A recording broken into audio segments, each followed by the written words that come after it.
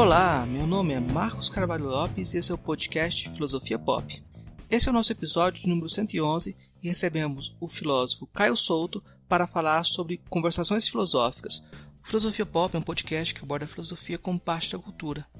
A cada 15 dias, sempre às segundas-feiras, a gente vai continuar essa conversa com vocês. Intercalado com nossos episódios normais, de quando em quando, vamos apresentar episódios de entrevistas temáticas especiais. O podcast Filosofia Pop está presente em outros canais da internet. Você pode encontrar os episódios, mais textos e informações no site filosofiapop.com.br. Temos também um canal no YouTube, perfil no Twitter e página no Facebook. No Instagram, nosso perfil é podcast Filosofia Pop tudo junto. Você também pode mandar um e-mail para a gente no contato@filosofiapop.com.br. Continuamos com nossa campanha de financiamento coletivo no Catarse. A ideia é arcar com os custos de edição e hospedagem. Conseguindo um valor maior, podemos melhorar equipamentos e promover a transcrição de episódios. Para isso, assine o Catarse do Filosofia Pop em catarse.me/filosofia_pop. A contribuição mínima que pedimos é de R$5 mensais. Se você quer ajudar, mas não pode contribuir financeiramente, dê aquela força na divulgação dos programas, compartilhe nas redes sociais, faça comentários e continue esse diálogo. Vamos então para a nossa conversa sobre conversações filosóficas com Caio Souto.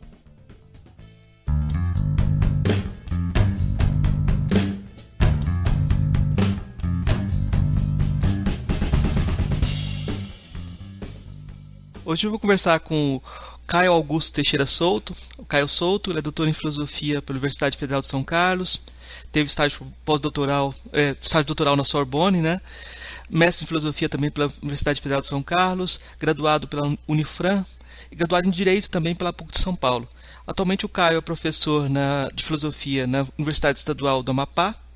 Ele tem experiência de pesquisa em filosofia contemporânea, com ênfase em autores como Canguilhem, Foucault, Nietzsche, mas o trabalho que está chamando a atenção ultimamente do Caio é o projeto Conversações Filosóficas, que é um canal no YouTube, também podcast. Eu vou pedir para ele explicar primeiro o que é Conversações Filosóficas e agradeço a presença do Caio aqui para conversar com a gente.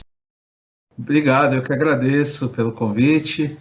É uma oportunidade para falar um pouco do que eu tenho pensado, né, do que eu tenho feito, e me coloco nessa outra condição, né, de estar sendo entrevistado, que também é sempre... Depois eu fico pensando, quando eu vou entrevistar, como é que os meus entrevistados ficam, né? É sempre um pouco desconfortável, eu fico um pouco nervoso, mas enfim, vamos lá. O que é as conversações, né? Elas surgiram... eu não vou dizer que foi por acaso, mas também não vou dizer que foi planejado, né? Eu fiz uma primeira conversa, e depois eu fiz outra, fiz umas 5 com amigos. A ideia era fazer umas aulas para os meus alunos, né? Fazer conversas para os alunos sobre assuntos que eu não domino, então eu chamei colegas que dominam esses assuntos.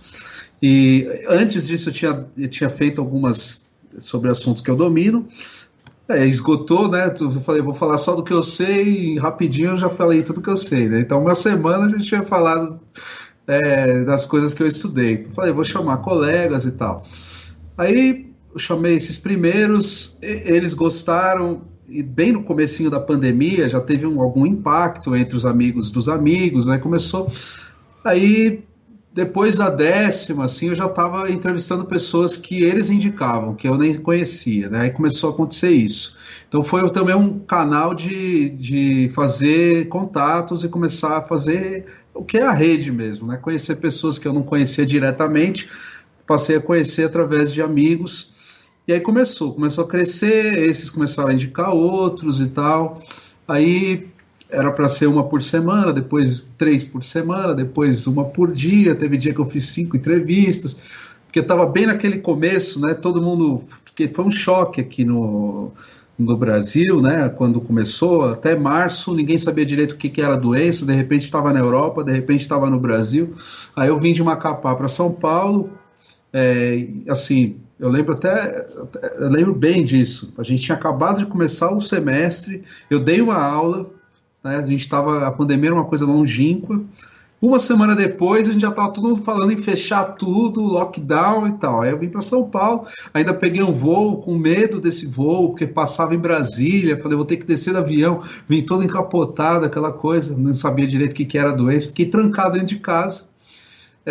E aí comecei, né, a fazer as conversas. Então, ela, para mim, foi também uma forma de lidar com a pandemia, né? Acima de tudo, falando pessoalmente, foi uma forma de enfrentar, né, esse desafio, que foi um desafio para todo mundo, tenho certeza, cada um lida de um jeito.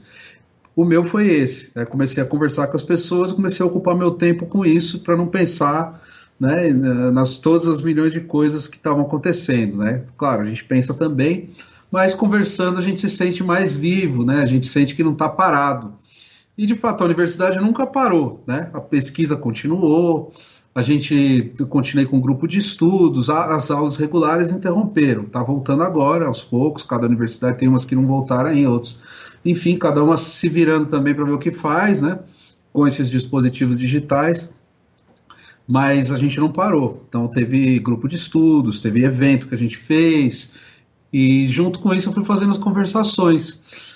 Então, desde março até agora, né, claro, teve um momento que eu me dei conta de que aquilo ia virar um projeto mesmo, né? Aí foi já lá para o terceiro, segundo mês, acho que um mês ou dois depois já estava mais claro para mim que tinha um potencial de transformar isso num projeto de fôlego, que a pandemia ia demorar e que se eu continuasse nesse ritmo, em pouco tempo, poucos meses, eu ia ter um acervo que daria para fazer uma espécie de mapeamento, né? Aí eu comecei a me preocupar com isso, em descentrar cada vez mais os convites e chamar pessoas de regiões diferentes.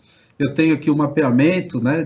Eu tenho os 27 estados do Brasil, pelo menos uma pessoa trouxe, fora do Brasil também, da Austrália, do Japão, da Rússia, mais de um país da Europa, Estados Unidos, América Latina e África.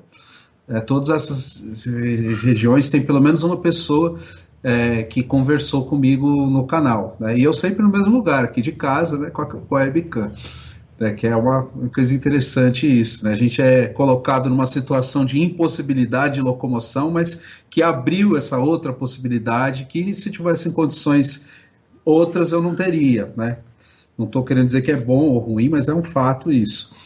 Essa descentralização e também a questão da diversidade de temas, né? Porque assim, começa na filosofia, porque eu sou da filosofia, mas a filosofia já por definição já é algo que tenta fazer diálogos com outras áreas, né?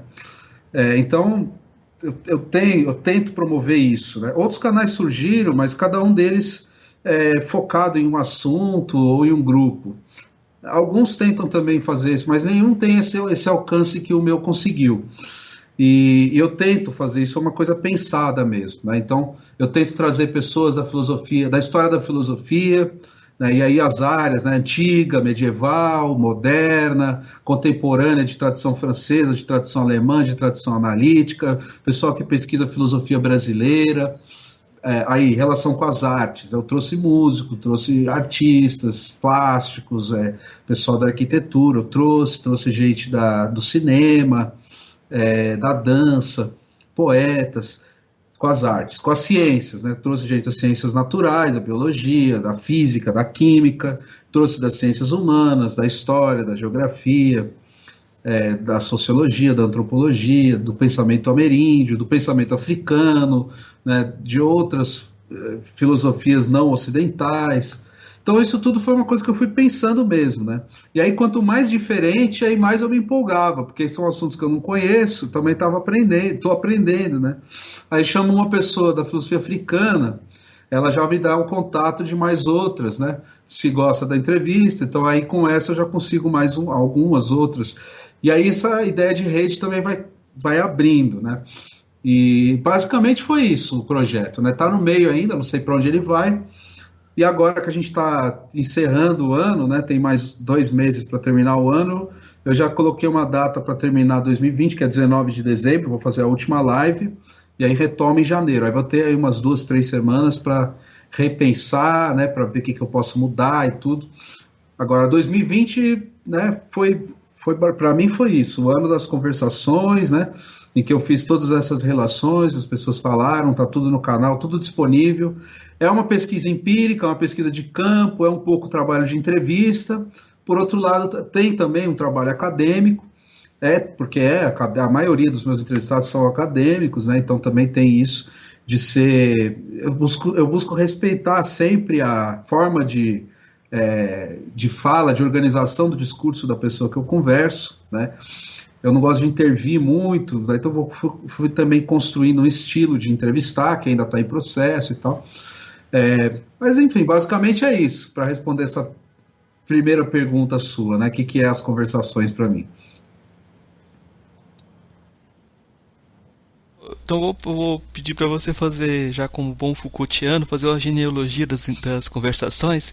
Você já fez várias entrevistas antes por escrito, né? Já era uma prática sua de procurar esse tipo de diálogo com outros autores e tal. Queria que você fizesse uma genealogia aí misturada com sua história, sua trajetória, de como isso se encaixa na Uhum. sua formação também. Foi bem lembrado isso que você falou.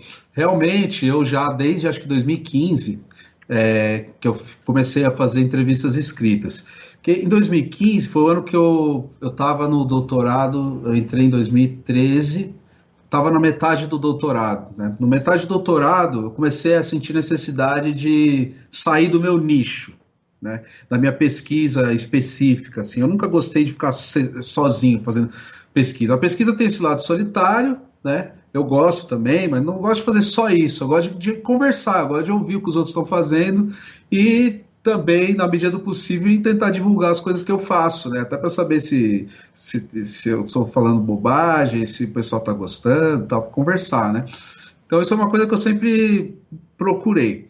E aí, na metade do doutorado, entrei em 2013, né? No segundo ano já tinha feito as disciplinas, estava com minha pesquisa mais ou menos encaminhada, né? Depois eu acabei mudando, mas isso é outra questão, posso até falar depois.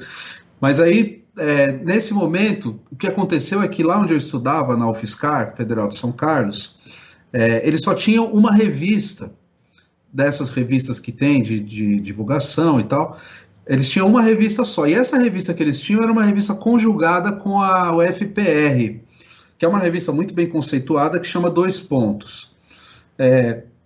Ela tem 2 números por ano, cada número, quem organiza é ou o pessoal da UFSCar e depois intercala com o pessoal da UFPR. E eu assumi a representação discente, né, com mais um colega, e a gente teve a ideia de retomar um projeto que já tinha lá na universidade, de alunos fazerem uma outra revista, uma revista só da UFSCar, e que os alunos pudessem tocar junto com os professores. E aí esse projeto já existia, mas ele não foi para frente. Então eu e esse meu amigo, que é o Rubens, que era doutorando também, acabou de se formar, fez uma tese sobre Fernando Pessoa, entrevistei ele também, muito interessante, aliás, no trabalho dele, mas a gente resolveu levar à frente a revista. E chamamos mais um, que é o Fernando, e nós 3 começamos a fazer as articulações dos professores para compor a comissão editorial, fizemos os convites dos primeiros autores que iam participar do primeiro número, e aí falei, vamos fazer um negócio diferente, né, porque tem tanta revista, vamos fazer uma que tenha uma cara, tenha algum diferencial. Então vamos fazer assim, a gente põe os artigos e sempre faz uma entrevista. Coloca uma entrevista na revista, né? Coloca os artigos, uma entrevista, se der para chamar alguém para escrever um poema também, coloca um poema ou uma tradução, para não ficar só aquela coisa dos artigos, né? E deu certo. A primeira a gente entrevistou a Jane Marie Gaeban, que é professora da PUC e da Unicamp. A segunda, o Vladimir Safati. Na terceira, o Paulo Margutti.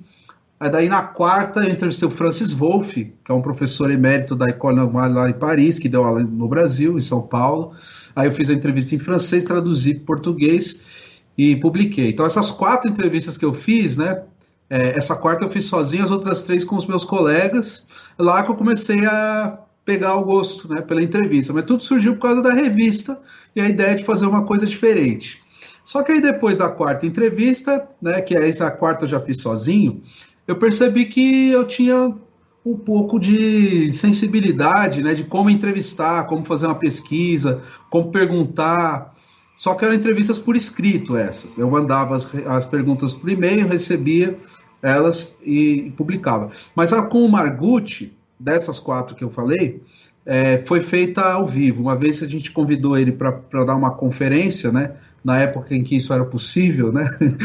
As pessoas se deslocarem para eventos, e ele foi até São Carlos, né? Ele mora em Minas, e deu uma conferência belíssima. O Margucci, para quem não sabe, ele é um professor já aposentado, né? É um senhor, e que agora, no fim da carreira, ele começou a escrever uma história da filosofia do Brasil, já está indo para o 3º volume, e na época ele tinha publicado o 1º volume, que saiu em 2013, né? A entrevista foi feita acho que em 2015 ou 2016. Esse 1º volume desse livro estava começando a circular, e ele deu essa conferência, a gente convidou, e depois a gente aproveitou.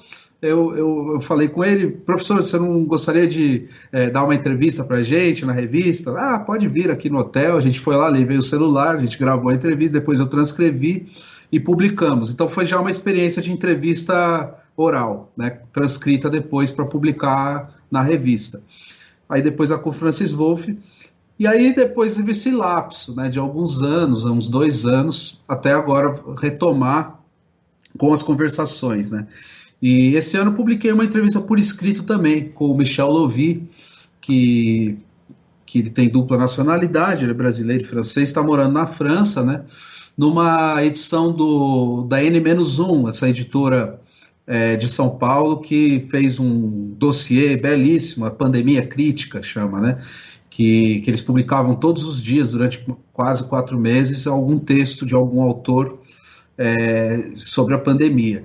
E eu publiquei essa entrevista que eu fiz com o Fernando, que já tinha feito algumas antes com ele, né? A gente fez as perguntas junto, mandou para o professor, ele respondeu, essa foi por escrito desse ano de 2020. Então, para responder sua pergunta aí, foi esse minha trajetória, né? Mas teve um lapso também, não foi pensado, né? Eu tive essas entrevistas escritas por causa da revista e tal, mas aí eu até tinha um projeto de entrevistar mais gente e tal, mas eu interrompi esse projeto, fui terminar a tese, depois concurso e tal. E agora a pandemia me permitiu retomar, só que de uma outra forma, né? Agora para o YouTube, que eu até acho mais interessante, porque pode atrair mais gente e é imediato. Eu faço a entrevista no mesmo dia, já posso colocar no canal. Por escrito na revista, leva mais tempo, né? Às vezes meses, às vezes ano para sair a entrevista e tal. Então é mais dinâmico isso no YouTube. Tem um aspecto que a gente conversou um pouquinho antes da entrevista que eu acho muito curioso. Que se a gente fosse fazer uma genealogia também entraria, que é seu trabalho como no Uber. E o ritmo de trabalho que você imprimiu. Queria que você comentasse um pouquinho sobre isso, porque eu acho que é interessante mesmo. Eu já falei uma vez num post no Facebook que as conversações filosóficas começaram lá no Uber, né? Eu fiz 3.000 corridas em alguns meses. Eu cheguei da França, tinha acabado de fazer essas coisas, né? Do Brasil, do país que a gente vive, né? A gente que tem essa vocação para pesquisa, né? Vocação científica, para usar o termo do Max Weber, né? Ciência como vocação. A gente sabe que é isso que a gente quer fazer, né? E a gente faz mesmo com todas as dificuldades.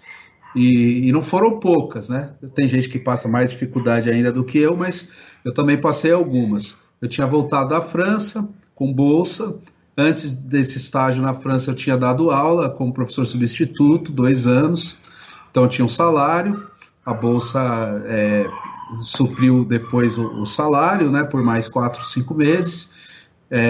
E aí, de repente, eu voltei ao Brasil sem a bolsa, sem o trabalho e com uma tese para terminar. E aí, o que eu fui fazer? Eu fui dirigir Uber, porque eu estava desesperado, porque acabou meu dinheiro na França, e aí eu acabei gastando mais do que eu tinha. Voltei para o Brasil precisando, quer dizer, endividado, né? E precisando de um dinheiro. E aí, o que eu ia fazer, né? Falei, bom, vou alugar um carro, né? Porque é uma coisa que nessa coisa de imediato, já para amanhã, eu alugo o carro, em 3 dias já estou na rua. Em 3 dias eu estava na rua. Cheguei aqui, sei lá, acho que, não lembro a data exatamente, mas foi acho que em setembro de 2017. Em setembro de 2017 eu estava dirigindo Uber, sem saber nada de Uber, não conhecia o métier, né? Nunca tinha dirigido profissionalmente. Eu gostava de dirigir, mas nunca tinha dirigido assim.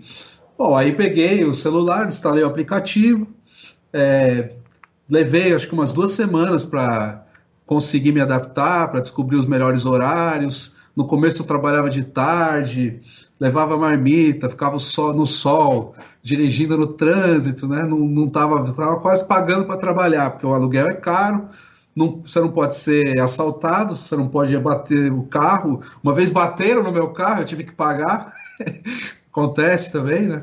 Então, ela tem milhões de coisas que podem, além das multas, né? Que você está dirigindo mais, tomei umas 2 multas, aí depois você vai aprendendo, né? Passa um mês, mais ou menos, você toma essas daí, aí você começa a aprender os horários, né? O melhor horário é sair de casa às 5 horas da manhã, dirigir até às 9, voltar para casa, dar uma cochilada para voltar a trabalhar umas 3, e daí até de noite, né?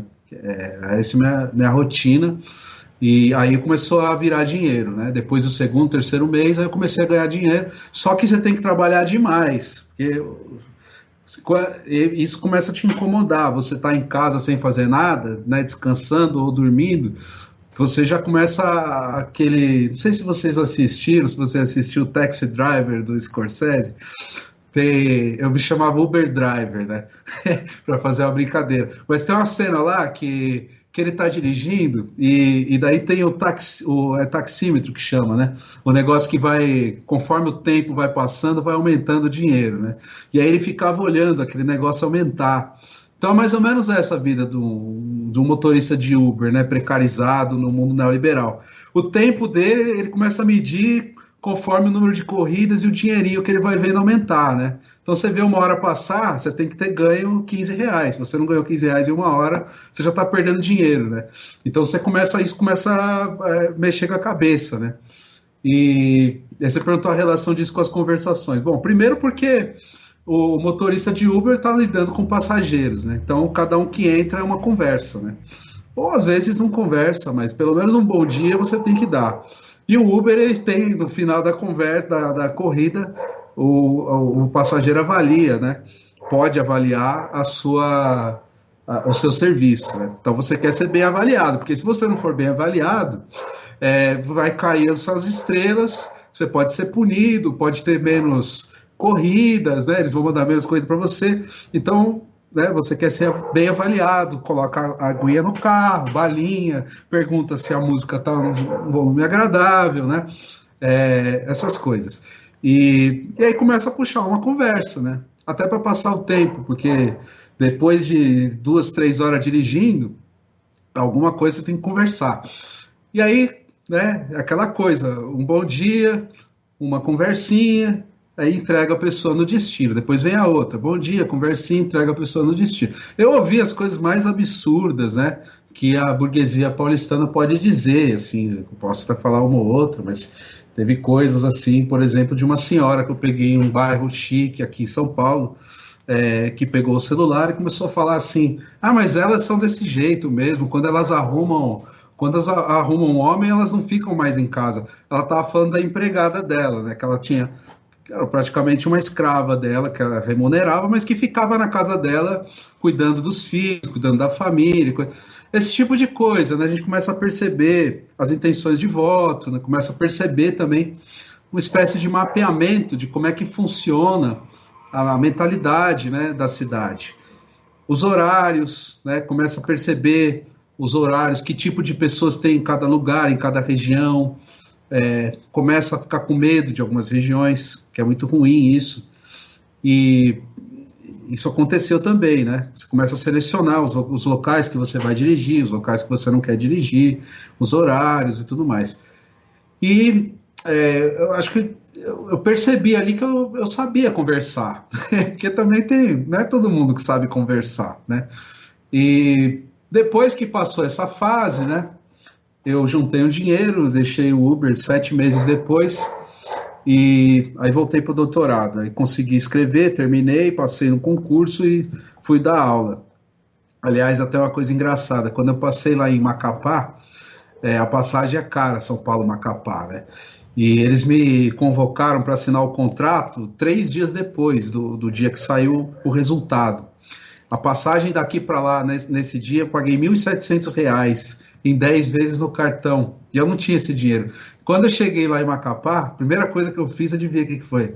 Aluguei um carro, dirigi Uber em Macapá durante uma semana para levantar um dinheiro, para pelo menos passar esse tempo lá. Foi ótimo, porque eu conheci Macapá, eu conheci o jeito que as pessoas circulam, vi o jeito como é que é diferente, onde é que joga o futebol, como é que vai para o motel. É diferente isso aí. A abordagem de um Uber para levar para o motel em São Paulo é de um jeito, né? Em Macapá é totalmente diferente, é uma coisa natural, normal. Aqui o pessoal fica meio receoso e tal.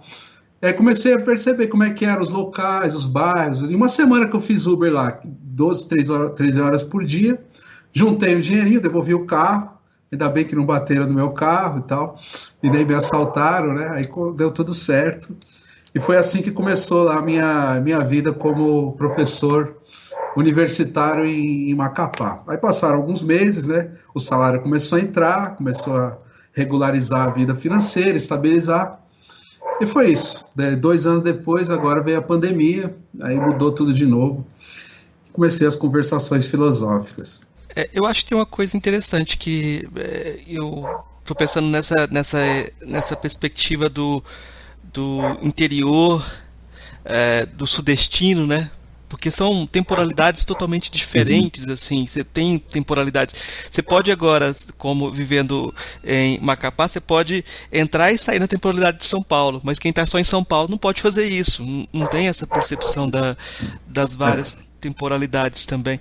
E me chama a atenção que o projeto tenha surgido com essa dupla experiência, com você tendo saído, porque podia ser comum que alguém que estivesse no centro, um grande centro, partisse daí esse projeto, mas parece que, como que você vê, tem relação a essa experiência fora dos grandes centros? Porque eu trabalho no interior da Bahia, e eu percebo que a distância é muito grande. É pequena para Salvador, mas tem uma distância que é muito grande, que é uma distância epistemológica, né? E como que você percebe essa relação? Sim, essa é uma pergunta difícil de responder. Eu não sei se eu vou conseguir, que talvez eu ainda não tenha ficado tempo suficiente lá para poder responder melhor. Mas assim, eu morei em alguns lugares, né? Eu morei em São Paulo durante toda a minha infância e adolescência, até os 22 anos. Aí depois eu morei em Londrina, no interior do Paraná, já é uma cidade menor. Depois eu morei em São Carlos, onde eu fiz o mestrado e o doutorado, que é menor que Londrina, metade de Londrina, mas é uma cidade universitária, então tem uma dinâmica própria, né, de cidade universitária.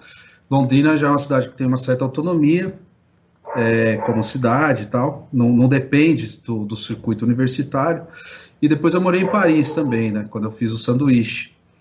E aí voltei para São Paulo, fiquei um tempo aqui, que foi essa época do Uber, e depois aí fui para Macapá. E agora, desde março, eu não gosto nem de dizer que eu moro em São Paulo de novo. Eu moro no meu quarto, na minha sala, na casa, né? Porque eu não saio de casa. Então, são várias experiências, né? De espacialidades distintas. Mas eu acho que tem uma coisa também que são as mídias digitais.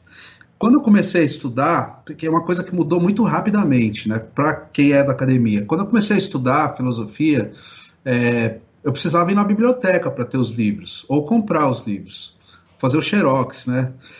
Hoje em dia, de 15 anos para cá, se eu quero fazer uma pesquisa, eu abro aqui o Google, né, e eu encontro os livros, os textos, os artigos, numa velocidade instantânea. Eu compro o e-book, está na minha mão, compro agora e já está aqui na minha mão para ler, né? Então, nesse sentido, tanto faz se eu estiver em Macapá ou em Paris. Então, quando eu fui para Paris, né, o que eu decidi que eu ia fazer lá? Eu tinha pouco tempo, né, porque a minha bolsa sanduíche era para ser de 1 ano, eu já tinha feito o pedido, já estava tudo certo em 2015.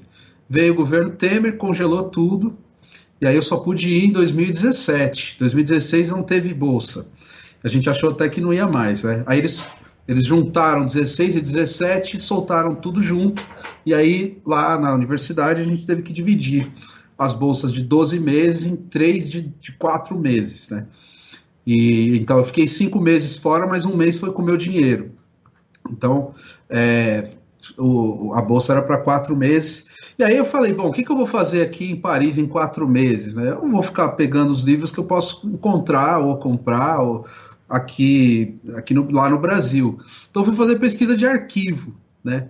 Eu estudei um autor no doutorado, que é o Canguilhem, que é ainda pouco estudado no Brasil. Tem alguns estudos, mas não tanto quanto outros, como o Deleuze, o Foucault, né? Que são da mesma geração, ou do mesmo século que ele, né? Ou Merleau-Ponty, Sartre. Então eu falei, bom, vou fazer um estudo de arquivo, né, que é uma coisa que eu só posso fazer aqui em Paris, eu não posso fazer isso em nenhum outro lugar. E os outros textos eu fui tirando cópia, alguns eu comprei, e outros tinha aqui, eu deixei para ler quando eu voltei, né. Então eu fiquei fazendo isso, isso é uma coisa que só pode ser feita lá em Paris. Agora, tem coisas que em Macapá eu também posso fazer. Então, nesse sentido da pesquisa acadêmica, teve uma modificação brutal, que permite, né, que você dê um curso em Macapá hoje com textos que você não precisa ter a biblioteca. Claro que é melhor que tenha, mas não é necessário que tenha a biblioteca, né?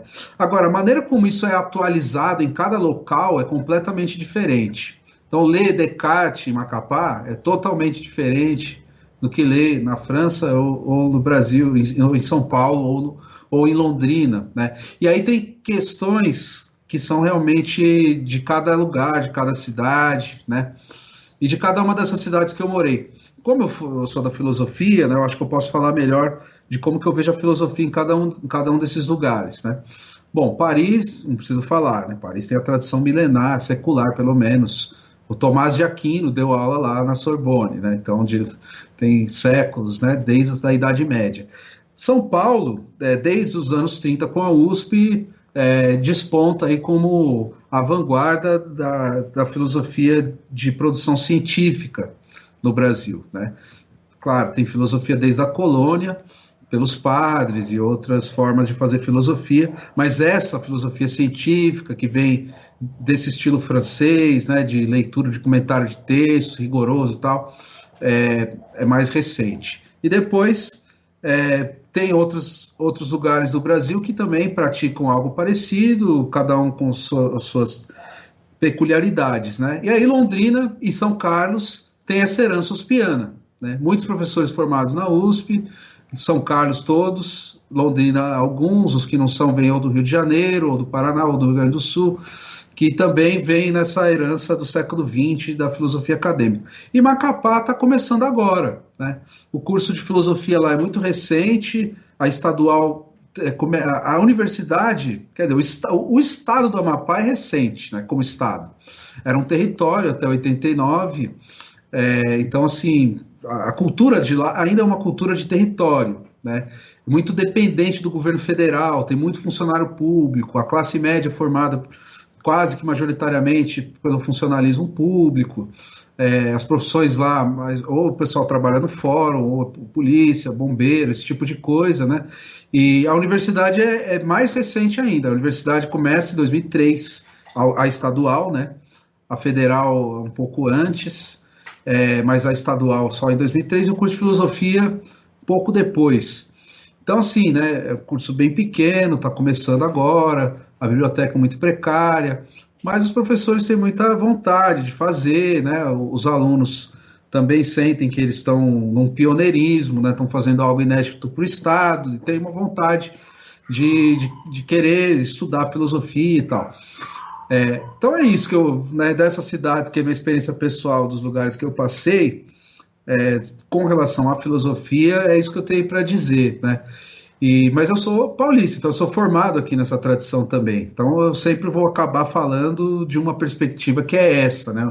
Eu não sei, por isso que eu falei, eu não sei se eu vou conseguir responder bem essa pergunta, né? Porque eu cheguei lá faz pouquíssimo tempo, então a minha experiência ainda está em processo. Nesse processo de doutoramento que a gente vai fazendo concurso, eu fiz um concurso em um interior aí, do norte do Brasil, e eu terminei a aula, o pessoal falou, sua aula foi muito boa pro Rio de Janeiro.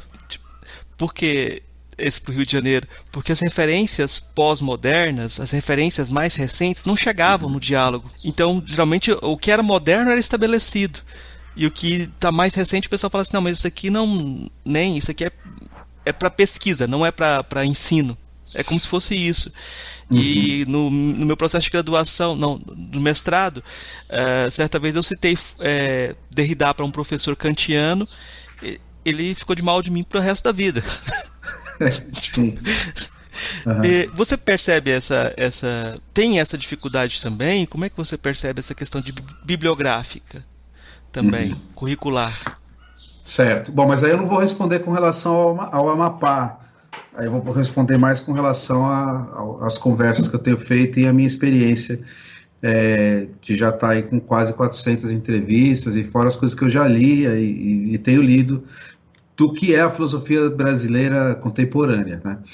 Eu percebo assim, existe um problema geopolítico na história das ideias, né?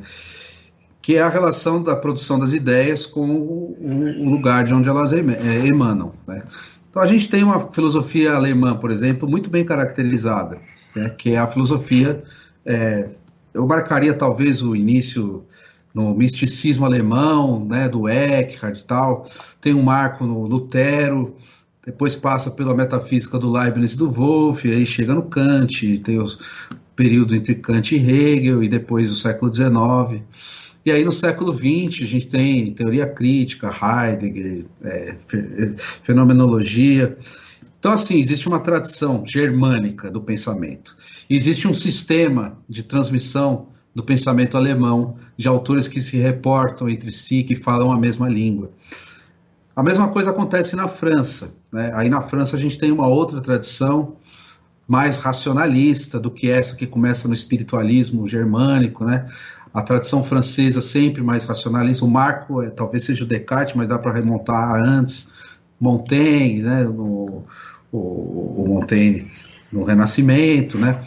Mas Descartes é o marco, né, do pensamento francês, e aí tem a disputa com outros autores, os enciclopedistas, aqueles projetos gigantescos de pensar a revolução, de pensar a organização da sociedade, que depois vão entrar pelo século XIX, quando a França se torna o grande império europeu, né?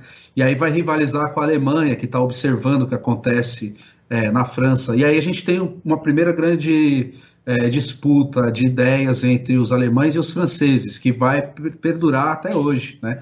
Então, esse é um ponto.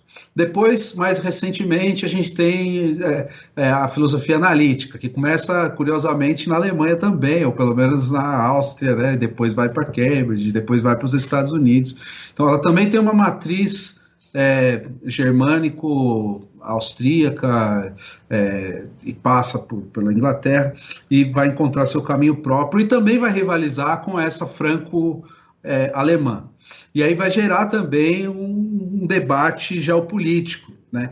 Por trás dessas ideias que aparecem com uma forma de uma língua, com uma forma de um estilo de filosofia, a gente tem um estilo, um traço nacionalístico, eu diria, né?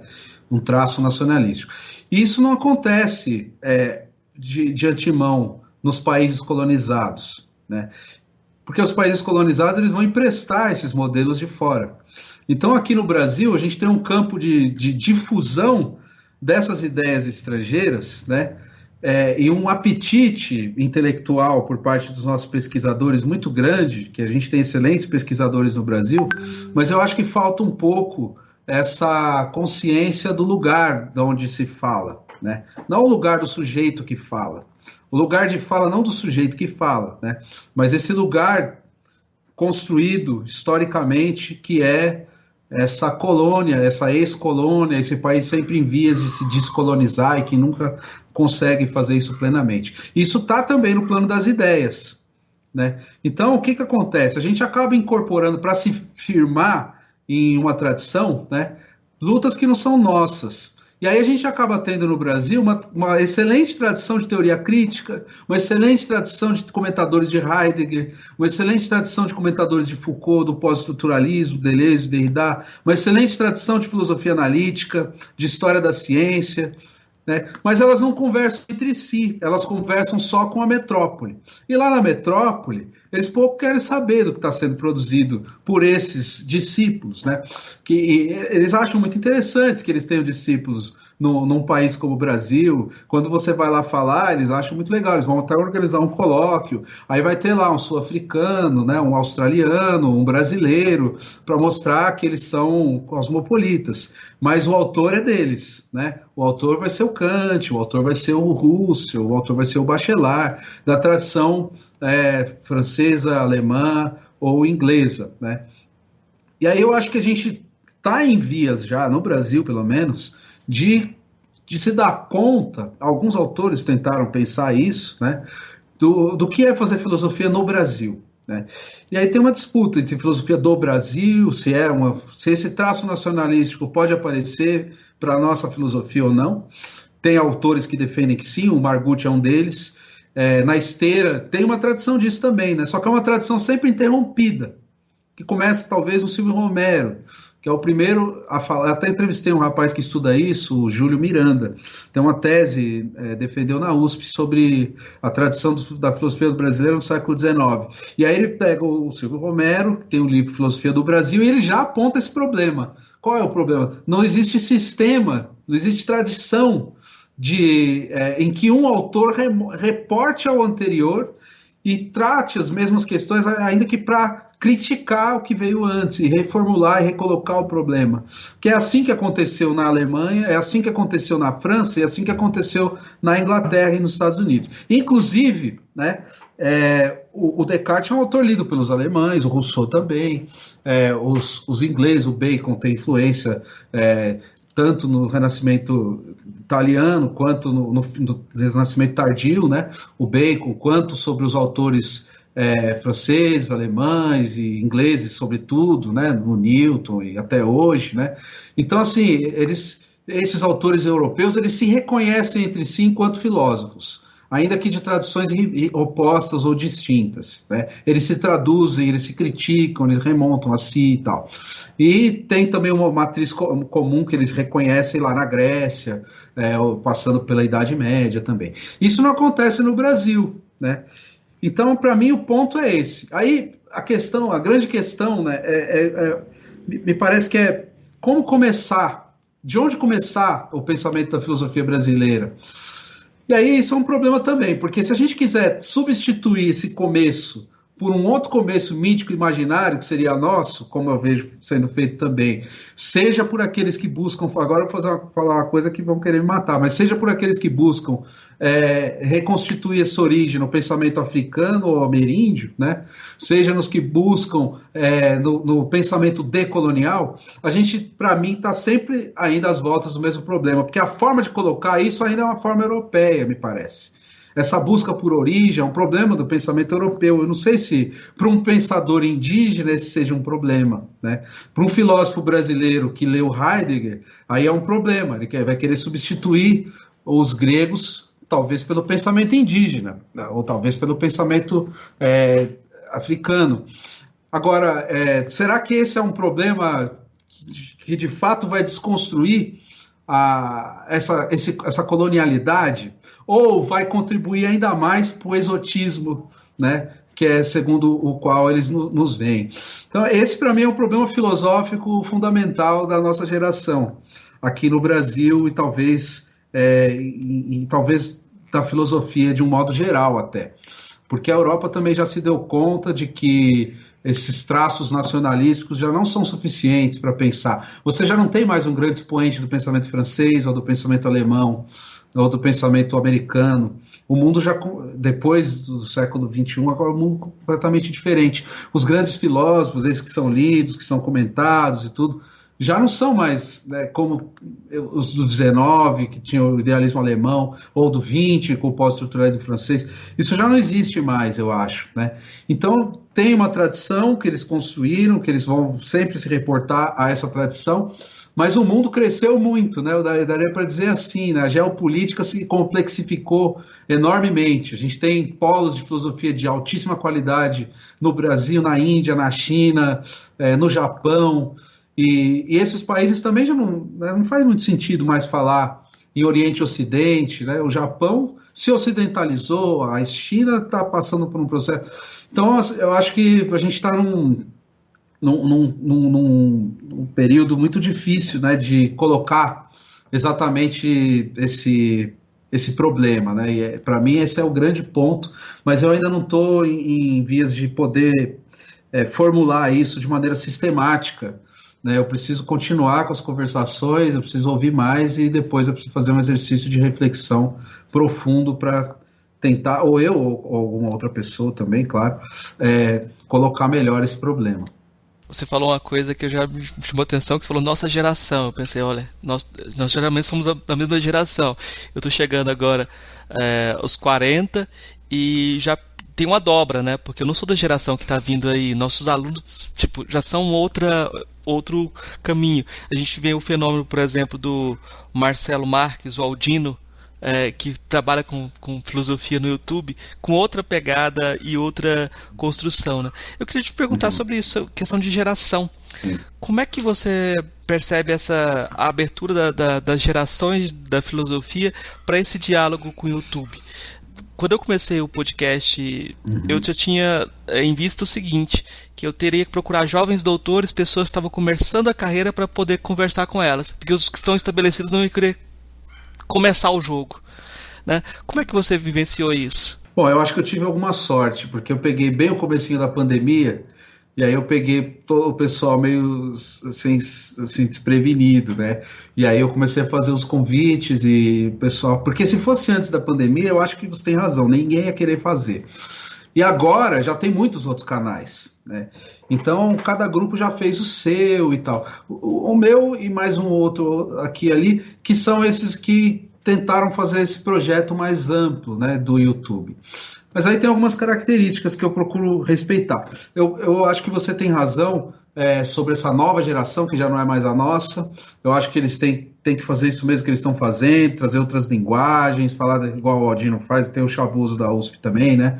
Que é o das ciências sociais. Eu gosto muito dos dois, eu acho que eles são muito legais do jeito que eles fazem, mas a minha proposta é totalmente diferente. Minha proposta é trazer para o YouTube um modo de fazer filosofia que talvez já não vá mais existir daqui a pouco, né? E isso vai ficar registrado também, né? Essa nova geração vai existir, ela já existe. Aquela que veio antes do YouTube também, que escrevia, às vezes tem uma transmissão por televisão, uma entrevista em algum programa, ou uma transmissão radiofônica que a gente tem contato, né? Essa anterior à era do YouTube, e tem essa, então essa para mim só é um marco, né, isso que está acontecendo, de uma coisa que já não vai mais existir daqui a pouco, né? Então, assim, eu percebo que isso que eu estou fazendo, e alguns outros canais também estão fazendo, é algo que é como tentar pegar ali a última expressão de uma forma de fazer filosofia que está se transformando, né? E registrar isso, porque são professores que muitos deles fizeram a primeira live no meu canal, que nunca tinham feito isso, nunca tinham aparecido no YouTube, nunca tinham se imaginado fazendo esse tipo de coisa e aceitaram dar a entrevista, né? E vai ficar, a entrevista vai ficar lá. E aí eu sempre tento, na conversa que eu tenho, né, falar uma linguagem que é a linguagem, né, que é exigida pelas coisas que vão ser comentadas ali. Então, se é para falar da pesquisa do doutorado da pessoa, eu quero que ela fale como se ela estivesse falando para um professor que perguntou numa banca, ou logo depois da banca, pode ser do bar também, mas logo depois da banca, aquela conversa, a pessoa falando dos conceitos que ela pesquisou, né, da forma que ela se sente à vontade para falar. Eu não gosto de intervir, que nem eu falei, também não gosto de forçar, né, uma linguagem mais simplificada e tal. Eu gosto de fala do jeito que você, né, tenta explicar esse conceito aí que você desenvolveu, que você leu, que você estudou. Pode falar, as pessoas vão entender. Se elas não quiserem assistir, elas não vão assistir, vão procurar outro vídeo, tudo bem. Eu também nunca procurei, né, uma grande audiência, ou fazer coisas para cortes. Eu também não gosto de cortar o vídeo. Eu não gosto daqueles cortes acelerados, a pessoa vai falando, coloca uma intervenção, parece que vai... Não, eu sei que tem vídeos que são assim também, não tenho nada contra, mas não é a minha proposta era outra, né? E acho que esse acervo está realmente sendo constituído, né? De uma espécie de apreensão desse período, né, que tem a ver com a pandemia também, que marca a nossa experiência, né? Eu acho que a pandemia é um acontecimento, no sentido forte do termo, para a nossa contemporaneidade. Você usou essas palavras, experiência, acontecimento. Eu já vi um professor dando a aula inaugural num curso de filosofia, que eu não vou dizer qual é, e ele falava assim que a experiência, o acontecimento é na minha sala de aula. É ali que acontece. E eu achei isso uma presunção tão grande. A pessoa achar que vai acontecer alguma coisa, vai gerar um experimento. E toda vez que a gente vai fazer algo com filosofia, parece que tem essa presunção mesmo, né? Como fazer uma conversação ser filosófica? É uma boa pergunta essa. Essa daí eu não sei responder não. Por que é uma conversação filosófica? Né? Poderia ser só conversações, né? É difícil responder essa pergunta.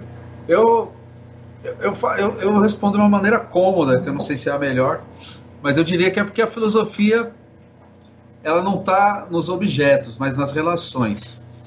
Então, a conversação é uma relação, né? Então, ela é filosófica por isso, porque ela põe em relação coisas que a priori não têm relação, ou que pelo menos não se percebe a relação, né? O que um cineasta tem a ver com um químico, por exemplo? Mas aí você entrevista um químico, você pode fazer a mesma pergunta para ele e para o cineasta. Como é que ele lida com a matéria, né? O cineasta tem uma matéria que ele vai trabalhar, né? Que ele vai construir com o aparato técnico que o cinema propicia, câmera, luz, movimentos, atores, o roteiro ou a ausência de roteiro. Isso é um material, né, que ele vai trabalhar. O químico também tem algo parecido, ele também constrói o seu cenário, que é o laboratório, ele também constrói os seus personagens, que são as substâncias, que ele nomeia, que a química nomeou, o Mendeleev nomeou, é uma espécie, daria para fazer essa relação. E se a gente trouxer disso da arte para a ciência, né, para a história, né, eu trabalho com um autor que praticava a história das ciências, né, então um conceito científico, por exemplo, o conceito de célula, teoria celular, conceito de reflexo, na teoria do sistema nervoso, ele faz história da fisiologia, né?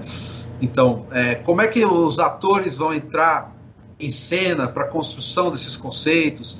Há jogos políticos, há questões culturais, há questões geopolíticas, há questões de guerras, inclusive, como eu falei na filosofia França e Alemanha, né?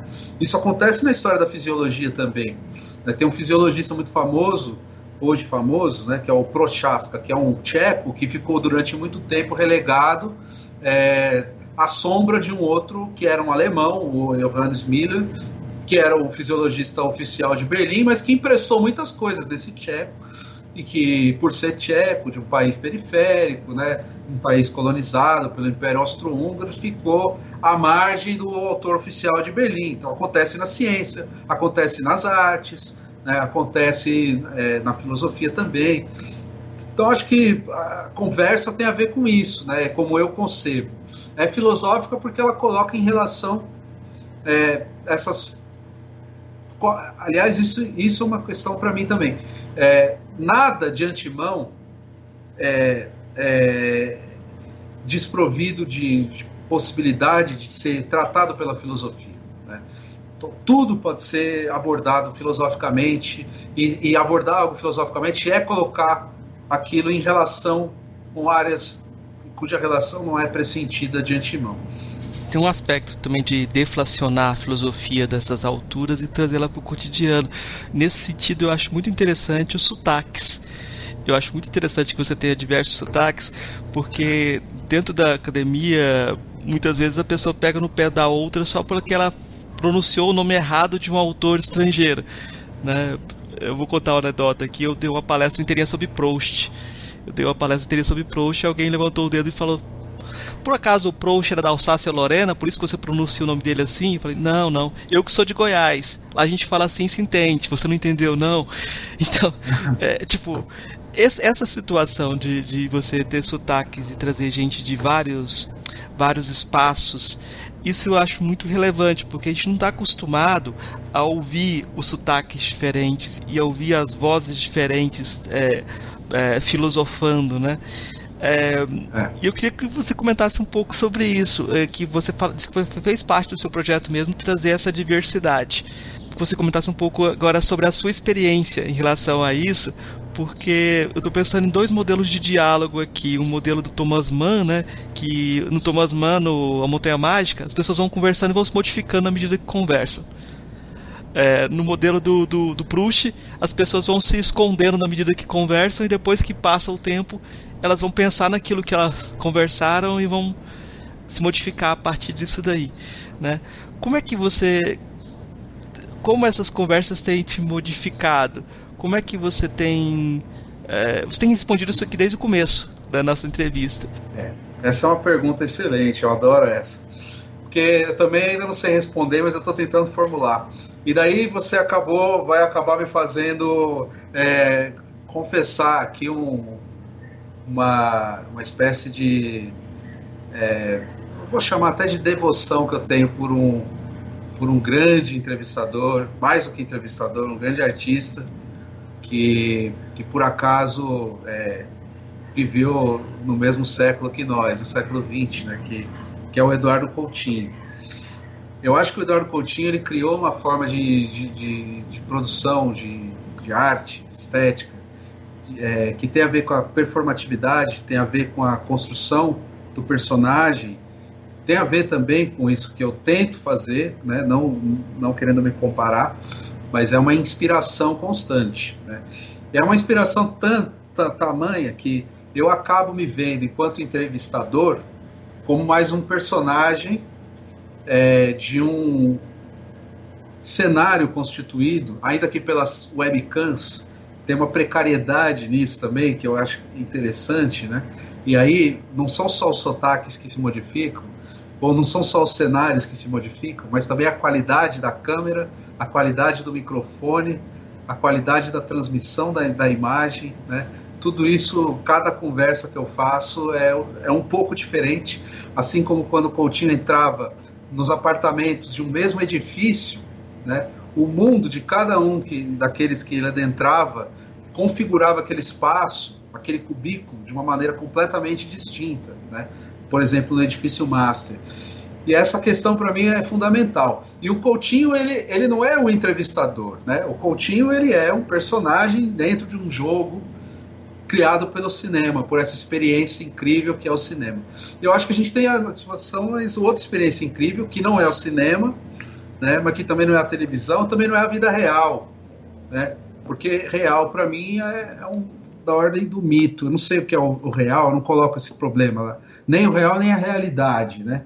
Eu até entendo que os psicanalistas possam dizer, mas ainda assim, eu penso que esse real, né? Eu prefiro pensar ele em termos estritamente estéticos, né? E também a natureza, eu penso isso. Então, essa criação de uma outra natureza, que é essa do espaço cênico, ou do espaço da conversa pelo YouTube, da entrevista, né? Ela cria esse personagem que é esse jogo entre aquele que vai perguntar e aquele que vai responder, né? Então, nesse sentido, quando isso está acontecendo, eu estou me transformando também nessa escuta, né? E por que eu falei da psicanálise? Porque, para mim, o que eu faço não é nem psicanálise, nem história oral, nem ciência de entrevista. Eu não estou colhendo material para uma pesquisa empírica, que depois eu vou transformar numa pesquisa sociológica, né? Mas também não é exatamente o cinema. Então é uma coisa diferente, é uma coisa nova isso que está acontecendo, né? E tem uma afecção sobre a minha vida e também sobre a vida das pessoas que participam desse jogo, e das pessoas que participam tanto por entrarem, né, participarem ativamente como personagens, quanto todas as que estão acompanhando as conversações, né? Porque isso, de certo modo, está criando também uma ideia de uma comunidade filosófica de pesquisa, né, de pesquisadores acadêmicos brasileiros, né, que estão se vendo, que estão se ouvindo, que estão descobrindo que tem coisas em comum, coisas divergentes e tal. E que poderiam ter feito isso antes de mim, né? Isso também tem acontecido. Pessoas estão se perguntando, mas por que esse pessoal estuda a mesma coisa que eu não conhecia, né? Então tem uma questão aí também. E como você falou do que eu fazia antes já, eu sempre pesquisei muito antes de fazer minhas conversas e tal, né? E é uma coisa que eu admiro. Às vezes eu entrevisto pessoas que eu percebo que também fazem isso. Mas não é todo mundo que faz isso. Tem muita gente que fica. Também não é exatamente um defeito, né? Mas tem essa característica também. Pessoas que ficam mais reclusas.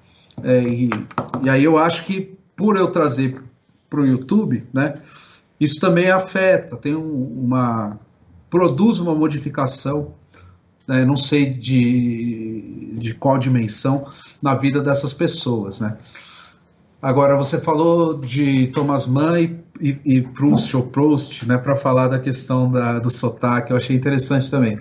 Na França, meu nome é Keio Suto, né? Na França eu sou Keio Suto. Aqui no Brasil podem me chamar de Caio Souto mesmo, né? Eu não sei por que eu tenho que falar Descartes, Kant, não sei o quê. Eu acho isso engraçado.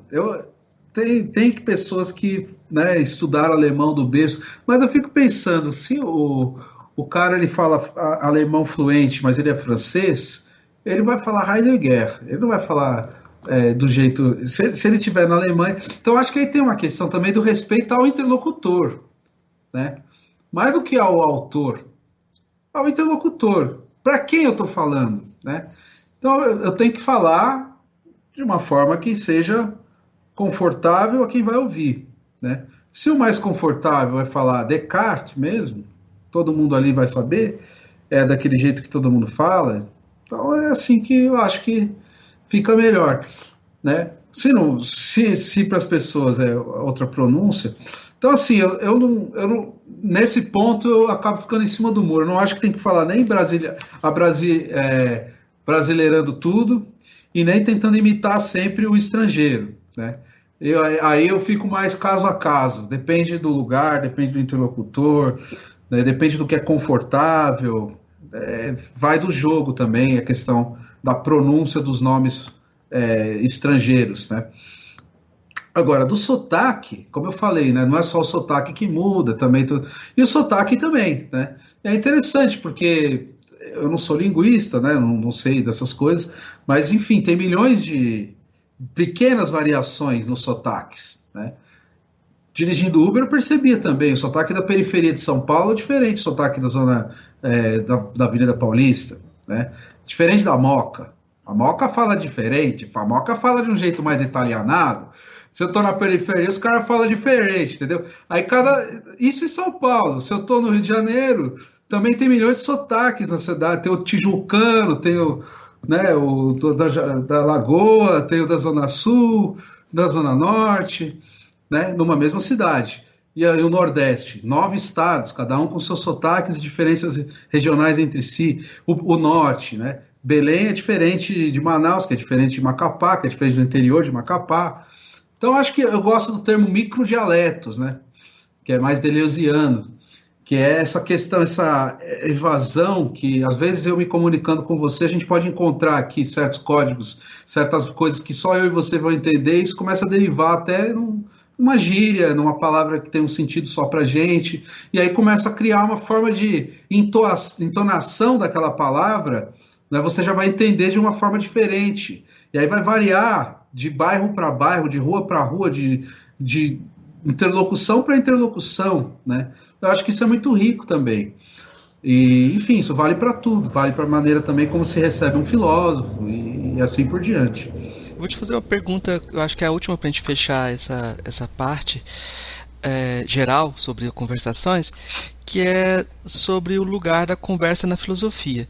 Tem alguns filósofos não gostam de conversar, falavam não vou para conversar, não estou disponível para conversar com ninguém, porque achavam que a conversação não produz nada de interessante. Outros falavam que a própria filosofia é conversação. E aí, você fica em cima do muro? Qual que é a sua posição em relação a essa descrição do lugar da conversação? Uhum. Aí eu acho que a gente é conduzido à questão da definição de linguagem, me parece, né? Porque a linguagem, filosofia, para mim a relação entre linguagem e filosofia que tem a ver com isso. E daí como é que a gente vai compreender essa linguagem? Se a gente for buscar uma espécie de universal de linguagem e uma espécie de ideal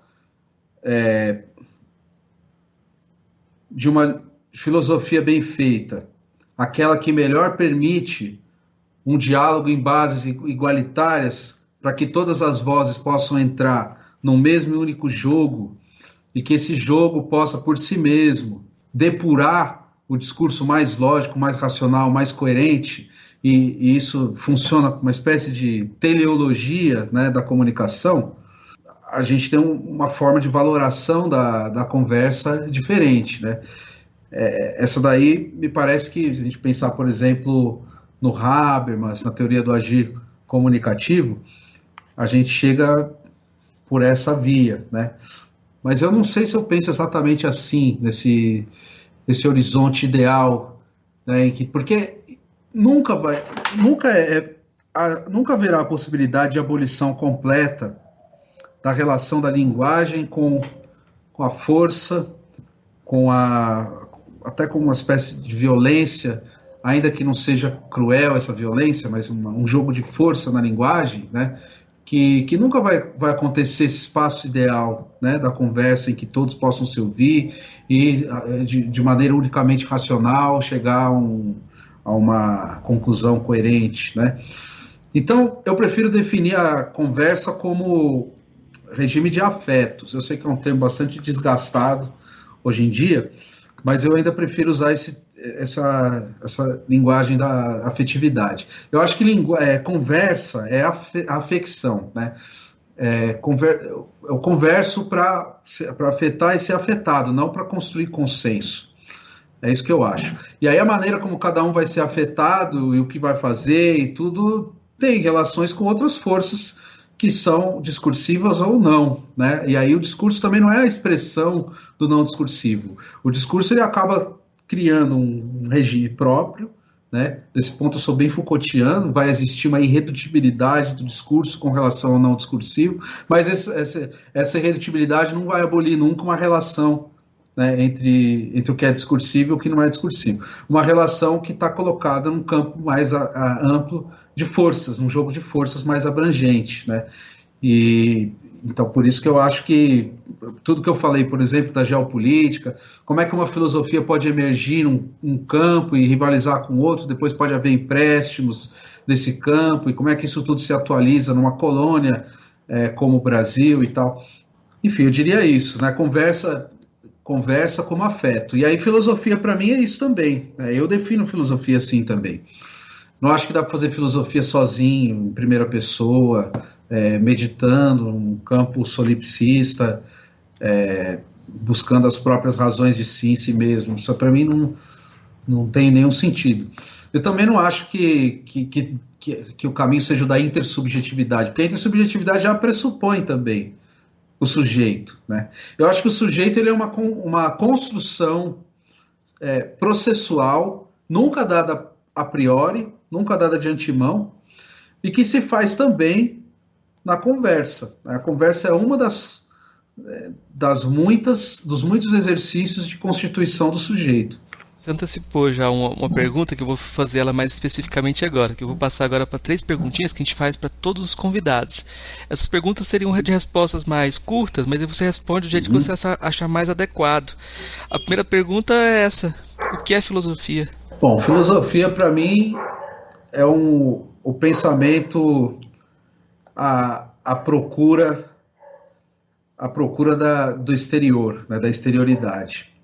Qual filósofa ou filósofo que mais lhe impressionou daqueles que você conheceu pessoalmente? Uma das pessoas que eu entrevistei que eu achei bastante interessantes, um pensamento bem original, foi o Renato Nogueira, do Rio. Eu acho que eu falaria dele, mas esquecendo muitos outros e outras também, mulheres, que certamente poderiam ocupar esse lugar também que ele acaba ocupando nessa resposta. Qual o seu filósofo ou sua filósofa favorita? Bom, vou falar uma mulher, que é a Simone Weil, e homem, Jean Cavallès. Eu vou te perguntar por que eles são seus favoritos, só para tentar ter uma justificativazinha. Pelo mesmo motivo, porque eles levaram até o limite o seu pensamento. A gente está chegando na parte final do nossa entrevista, eu queria pedir indicações para os nossos ouvintes, indicações de o que você quiser indicar, de música, filme, leitura, o que você quiser indicar para os ouvintes. Bom, o que eu vou indicar de filme é não assistir o Netflix. Brincadeira. É porque eu não gosto de série. Bom, eu acho que de cinema, eu acho que tinha que ler o Deleuze. O Deleuze é um repositório que vai até os anos 80 só, né? Mas pegar aquele livro, o Cinema 1 e o Cinema 2, e fazer uma listinha de filme por filme que o Deleuze cita, hoje em dia tá fácil. Tá tudo na internet, a maioria. E assistir todos aqueles milhares de filmes que ele cita, aquilo lá é uma experiência de cinema. E ele cita alguns brasileiros também, incrível, né? Eu acho que esse já é um exercício aí para uns 2 anos assistindo filme todo dia. Leva uns 2 anos para ver tudo de cinema, né? De música, eu vou sempre responder com base em algum filósofo para guiar. Eu acho que de música tem 2 filósofos que eu considero grandes na música. O Adorno, que todo mundo sabe, mas o Deleuze também. Eu acho que o Deleuze tem reflexões sobre música formidáveis. Tem uma tese do Silvio Ferraz sobre música, chama Música e Repetição, que é sobre Deleuze, né? Que o Silvio Ferraz é músico, que é muito impressionante essa tese, né? Fala de ruído, fala de som, pensamento musical, né? Muito, muito interessante. E o Adorno também, na Filosofia da Nova Música, os textos, que é um texto talvez mais introdutório, mas também comentando outros músicos, mais da metade do que ele escreveu é sobre música, né? Eu acho que sobre música esses 2 filósofos são muito importantes. Mas os próprios músicos, eu gosto muito de música brasileira, de música Naná Vasconcelos, né? Música instrumental, música percutida, como é que fala? Não esqueci a palavra aqui. Percussiva. Percussiva, isso, música percussiva. Eu toco meu violão, né? Meu repertório para violão. Aí o violão tem uma história no Brasil, né? Tem o choro, tem Villa-Lobos, depois tem milhões de outros violonistas mais populares que tem uma tradição, né? Então vai chegar no samba, vai chegar em Egberto, passa por Baden Powell, Paulinho Nogueira, Dilermando Reis, Rafael Rabelo, o Yamandu mais recente, no violão, que é o meu instrumento, né? Mas enfim, tem outros instrumentos também que são interessantes, né? A música. Não sei mais de cinema, não sei o que mais que eu poderia dizer aqui. Livro. Aham. Ó, literatura é se perder na biblioteca, né? Entrar na biblioteca sem saber o que vai ler e pegar o primeiro livro que aparecer, aí daquele livro pular para o outro, procurar os clássicos, que todo mundo sabe quais são os clássicos, ler um clássico, ler um contemporâneo, ler um livro ruim para saber comparar também o que é ruim e o que é bom. Vai quebrando a cara, eu acho que tem que ler tudo. Isso é uma coisa que eu aprendi com a tradição do Bachelard, do Foucault. Leia tudo, caiu na mão, lê tudo.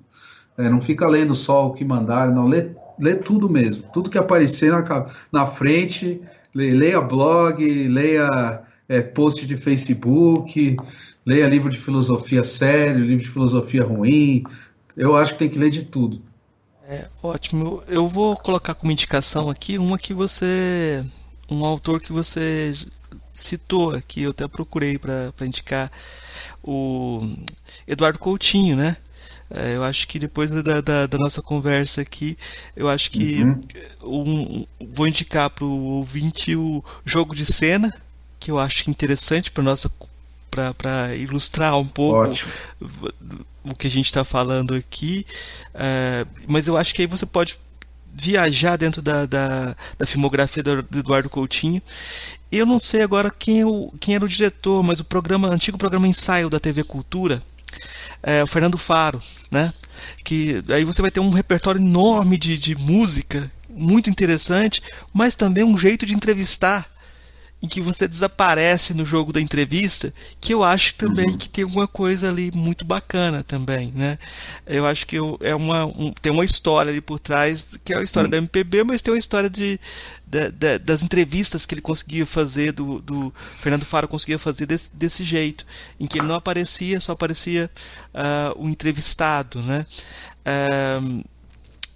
A indicação geral é o programa, é o canal Conversações Filosóficas. Eu não vou indicar um episódio, não vou indicar nada específico, porque a produção é contínua. Eu acho que aí você vai ter que seguir o conselho do Caio e entrar nessa biblioteca e tentar escolher o que lhe calhar, e na sequência aí, que tem muita coisa para você ver e muita coisa para se aproximar. Só um detalhe, Caio. Quais os canais? Ela está no YouTube, está em podcast? Como é que é? O forte é o YouTube, onde está tudo. O podcast, alguns eu transformei no Spotify também e nos outros podcasts, né? Mas aí bem menos, acho que deve ter uns 30 episódios só em podcast. No YouTube são mais de 370 já. E eu fiz o site. Também é legal de divulgar o site, caiosolto.com. Todo o acervo tá lá. Lá eu fiz bonitinho, com as etiquetas, né, as tags, para pesquisar por tema, né? Então você coloca lá, não sei, cinema. Aí vai ter lá todos os que a palavra cinema aparece e remete ao vídeo no YouTube, né? Mas aí no site está bem organizado, porque dá para assistir pelo próprio site, né? Porque eu coloco o vídeo, ele empresta do YouTube, dá para assistir direto no site. Então, o site eu acho que é o que está melhor. E lá também tem uma seção com os meus textos, tem uma seção com umas videoaulas que eu fiz. No site tem tudo. Meu contato também. A gente vai fechando nossa entrevista. Eu queria agradecer ao Caio pela disponibilidade, pelo trabalho que ele está fazendo, porque eu acho que é uma coisa muito importante que a filosofia saia da academia e se veja também, né? E eu acho que esse acervo que ele está fazendo, eu acho que é o que aconteceu de mais relevante nesses últimos tempos da filosofia, justamente por esse trabalho dele de não buscar audiência, mas buscar um certo caminho de investigação, um caminho de conversação, e a audiência vai se construindo, vai criando um nós que ouve, que não é bem um nós, porque senão a gente vai falar de uma comunidade muito fechada. Tem gente que ouve um episódio, volta para outro. Isso é muito interessante. Eu queria deixar então o espaço final para o Caio fazer a consideração final dele, deixar o recado que ele quiser deixar para o nosso ouvinte. Primeiro, agradecer mais uma vez pela oportunidade aí de falar e tal. E eu vou tomar uma última fala sua como minha fala final também, que é quando você diz que não precisa se preocupar com ideias pré-concebidas do que seja um trabalho bem sucedido, que tem sucesso, que tem bastante gente assistindo. Eu acho que a gente tem que acreditar, né, no que a gente, na nossa vocação, né? E aí cada um tem a sua, cada um vai buscar e se você fizer isso com dedicação, né, e sem descanso, né, levando a sério aquilo que você está fazendo, com certeza você vai deixar alguma coisa para outras pessoas que também estão nessa busca, né? Se essa busca sua for realmente crescer os inscritos e ter outro, aí também você vai encontrar esse tipo de gente também que tem. Então eu acho isso que eu teria para dizer, né?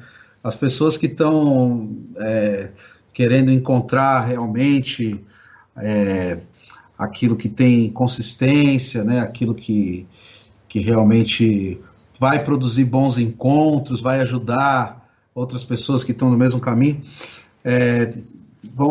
devem acreditar mais, né? Porque as adversidades são muitas e tudo é contra, mas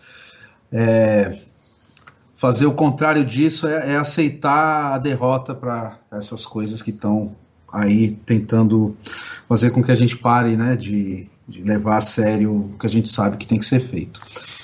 Beleza? Obrigado, só tenho a agradecer e essa que é a minha palavra final. Ótimo, Caio, obrigado. Ei, gostou do nosso episódio? Apoia a gente lá no Catarse, é só R$5 por mês, o preço de um cafezinho. Ajuda a gente a continuar divulgando a filosofia no Brasil. catarse.me/filosofia_pop.